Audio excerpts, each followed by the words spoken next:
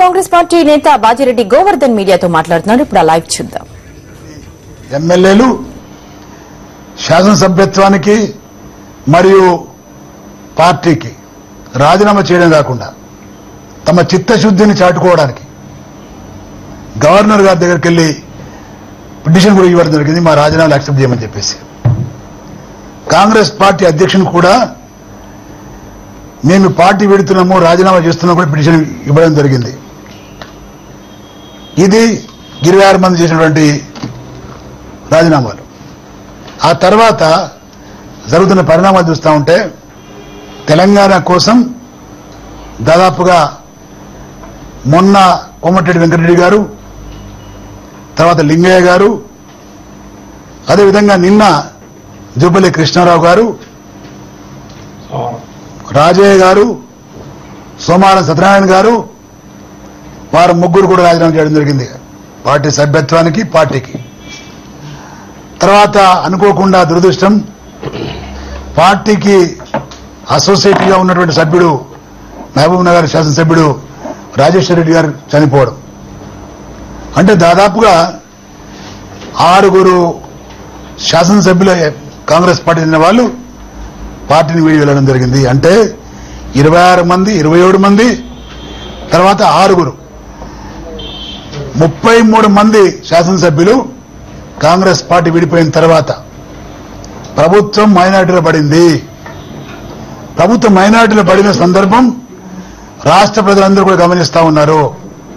కానీ ఈరోజు చంద్రబాబు నాయుడు కిమ్మనకుండా, గతంలో కూడా మన నాయకుడు జగన్మోహన్ రెడ్డి గారు డిమాండ్ చేయడం జరిగింది, నువ్వు ప్రధాన ప్రతిపక్షానివి, రాష్ట్ర ప్రజలను ఈ ప్రభుత్వం నిర్లక్ష్యం చేస్తా ఉంది, సంక్షేమ పథకాలు కానీ అభివృద్ధి పథకాలు కానీ పూర్తిగా కుంటుపడిపోయి పరిపాలన మర్చిపోవడం జరిగింది, ప్రజలైతే ఈ ప్రభుత్వం లేదనుకుంటున్నారు, కాబట్టి నీ ప్రధాన పాత్ర ఏతుందో ప్రతిపక్ష పాత్ర నువ్వు నిరూపించుకో, నువ్వు అవిశ్వాసం పెట్టు, మా మద్దతు ఉంటాయని కూడా చెప్పడం జరిగింది. కానీ మీరు గమనిస్తా ఉన్నారు, రాష్ట్రపతి గమనిస్తా ఉన్నారు,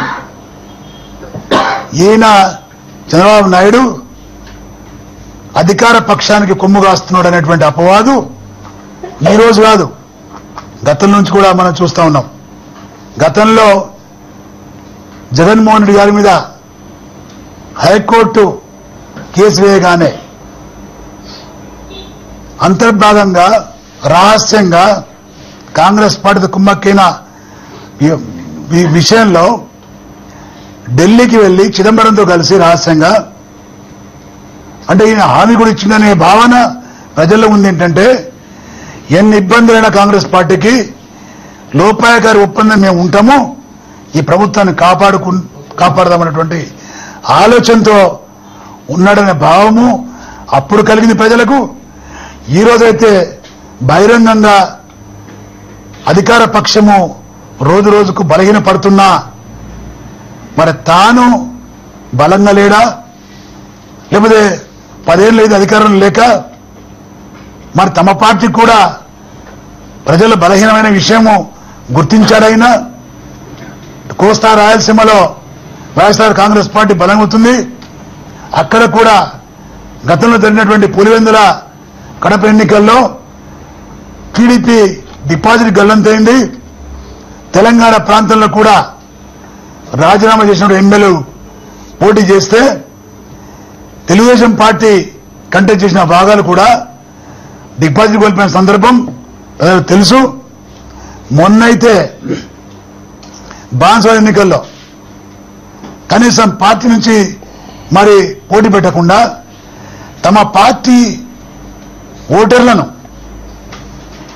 కాంగ్రెస్ పార్టీకి ఓటేయించి కాంగ్రెస్ పార్టీ డిపాజిట్ పోయే విధంగా ఉన్న సందర్భంలో ఆ డిపాజిట్ కూడా వచ్చేటట్టు సపోర్ట్ చేసిన మాట వాస్తవం కాదని మేము అడుగుతున్నాం.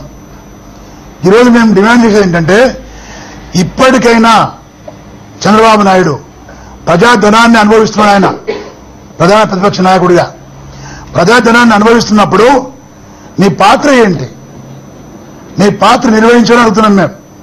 ఇప్పటికైనా కళ్ళు తెరిచి ప్రధాన ప్రతిపక్షంగా ఈ రాష్ట్ర ప్రజల మనోభావాల్ని ప్రతిబింబించే విధంగా నువ్వు ఇమ్మీడియట్ గా వచ్చే శీతాకాల సమావేశాల్లో ఈ ప్రభుత్వంపై అవిశ్వాస తీర్మానం పెట్టమని మేము డిమాండ్ చేస్తా ఉన్నాము. లేదా కాంగ్రెస్ పార్టీతో మేము కుమ్మక్కయ్యాము, ఏదో ఆషామాసిగా అవిశ్వాసం పెట్టి తమ పార్టీ శాసనసభ్యుల్ని గైరాదరేటట్టు చూసి ప్రభుత్వాన్ని కాపాడుతావా? ఏదో ఒకటి తేల్చుకోవాల్సిన అవసరం ఇప్పుడు ఎంతైనా ఉంది నీకు. ఈరోజు అన్ని పక్షాలు కూడా డిమాండ్ చేస్తా ఉన్నాయి. ప్రధాన ప్రతిపక్షమైనటువంటి చంద్రబాబు నాయుడు ఎందుకు ఊరుకోవడం జరుగుతూ ఉంది? ఎందుకు నోరు మూసుకున్నాడు? రాజ్యాంగాన్ని ఎందుకు వెక్కిరిస్తున్నాడు? ఈయన తమకున్న అధికారాన్ని ఎందుకు ఉపయోగించుకోవడం లేదు అనేది ప్రజల్లో ఉన్నటువంటి ప్రశ్న. ఈ ప్రశ్నకు జవాబు చెప్పాల్సిన అవసరం